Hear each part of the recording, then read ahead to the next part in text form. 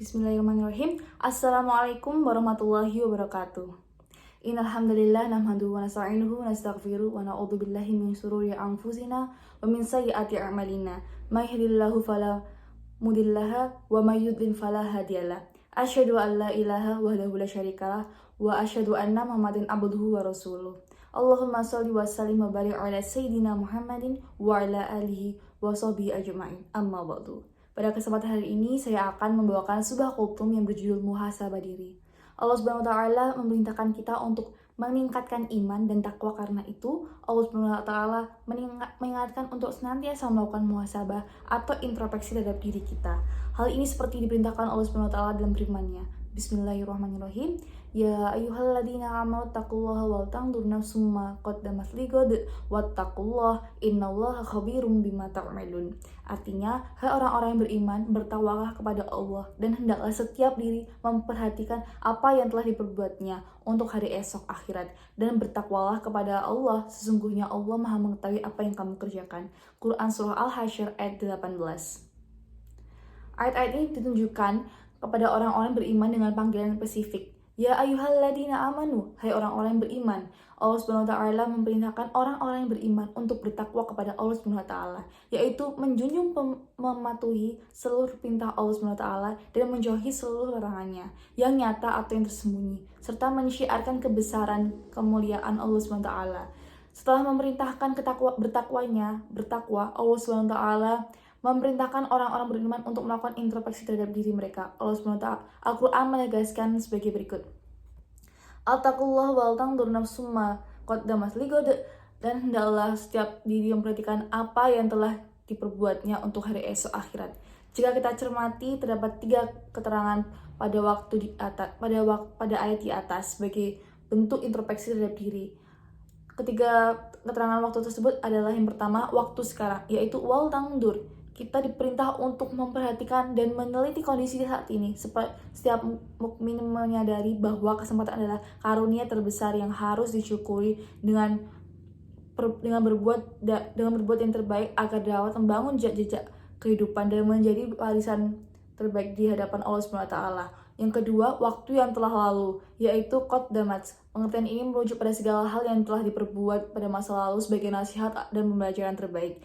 Yang terakhir, waktu ketiga, yaitu masa depan, yaitu lighad. Semua itu dilakukan agar kita tidak mengulangi kesalahan. Selain itu, pada proses introspeksi dilakukan agar kita dapat melakukan hal-hal yang lebih baik pada masa yang akan datang, guna menghadirkan kebaikan dan kemanfaatan bagi umat manusia. Jika dirangkai menjadi satu, maka muhasabah diri adalah memperhatikan dan meneliti segala sesuatu yang telah dilakukan pada masa lalu dan masa kini untuk kebaikan di masa depan. Itulah maksud dari surah Al-Hasyr ayat 18 tersebut. Perbuatan yang bisa menghubungkan masa lalu dengan masa depan yang lebih baik adalah introspeksi diri. Dalam istilah bahasa Arab disebut juga sebagai muhasabah diri. Teman-teman yang dirahmati Allah Subhanahu wa Ta'ala, muhasabah adalah meneliti perbuatan kita pada masa lalu dan masa kini. Apakah ia merupakan perbuatan baik atau perbuatan buruk? Dengan muhasabah diri, perbuatan baik pada masa lalu bisa ditingkatkan pada masa depan, baik kualitasnya maupun kuantitasnya. Dengan muhasabah, perbuatan buruk pada masa lalu tidak perlu diulangi pada masa yang akan datang. Maka dengan muhasabah, hari esok kita akan lebih baik di dunia juga di akhirat insya Allah. Sahabat Umar Ibnul Khattab radhiyallahu anha berkata, yang artinya, hendaklah kalian mengintrospeksi diri kalian sebelum kalian dihisab oleh Allah Subhanahu wa Ta'ala. Hadis riwayat At-Tirmizi Ahmad. Bila kita cermati, paling tidak ada 3 makna penting yang terkandung dalam proses muhasabah ini. Yang pertama, orang yang rajin melakukan muhasabah sesungguhnya merupakan sosok pembelajar, dan kita dituntut untuk menjadi pembelajar sejati sepanjang hayat.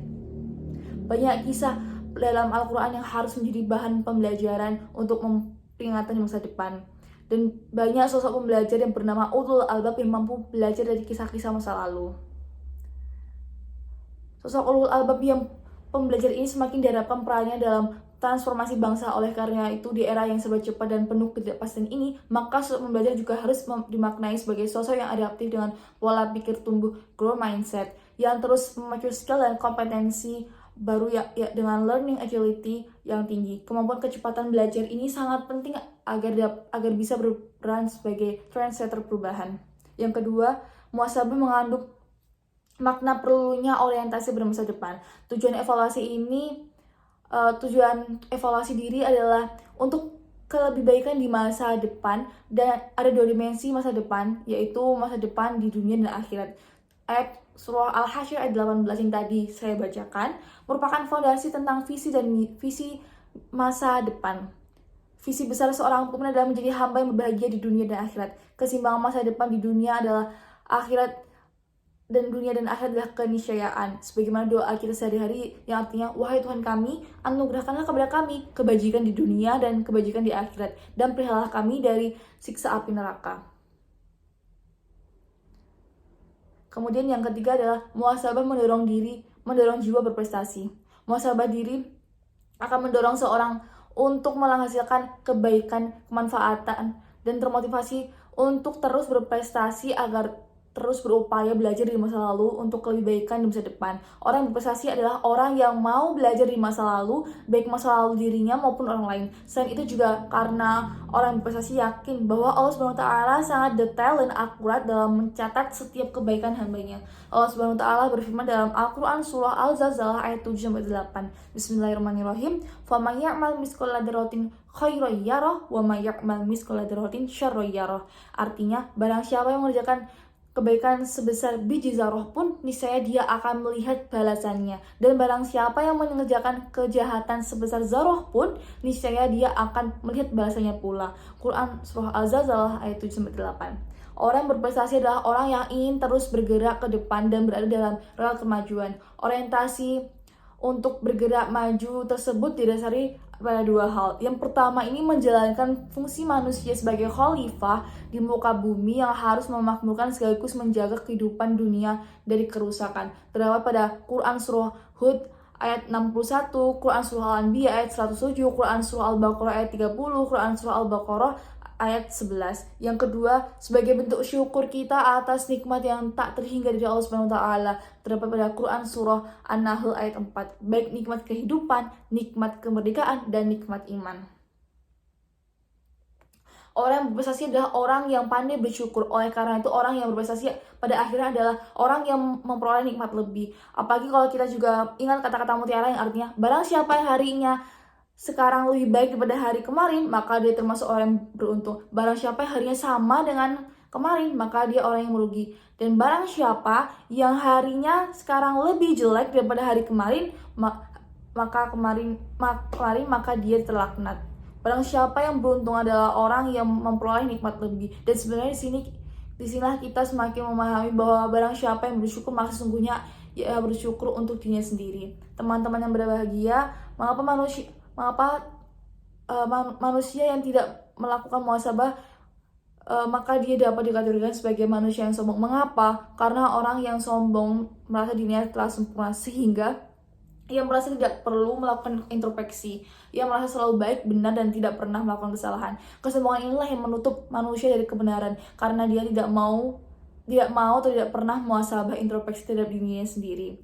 Allah Azza wa Jalla berfirman, Bismillahirrahmanirrahim, kadzalika yadbagullahu ala kulli qalbi mutakabbirin jabbar. Artinya, demikianlah Allah mengunci mati hati orang yang sombong dan semenang-menang. Quran surah Al-Ghafir ayat 35. Marilah kita terus bermuhasabah agar kita menjadi pembelajar, berorientasi masa depan, dan berprestasi. Orang yang bermuhasabah juga sejatinya adalah orang yang rendah hati karena menyadari bahwa dirinya belum sempurna, sehingga terus belajar dan bekerja keras untuk menjadi lebih baik di masa depan.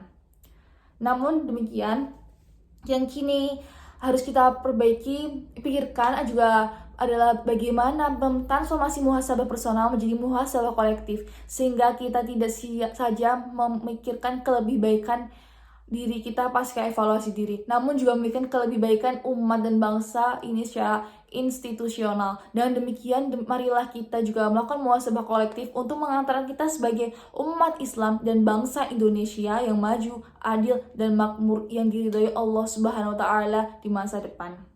Teman-teman yang senantiasa diberkahi Allah Subhanahu wa Ta'ala, muhasabah diri adalah sebuah keniscayaan dan dan sekaligus refleksi keimanan kepada Allah Subhanahu wa taala. Iman dan takwa adalah dalam diri kita berfluktuasi, kadang naik dan kadang turun. Marilah kita senantiasa melakukan muhasabah diri dan terus meminta pertolongan kepada Allah Subhanahu wa taala agar dipermudahkan dalam melakukannya.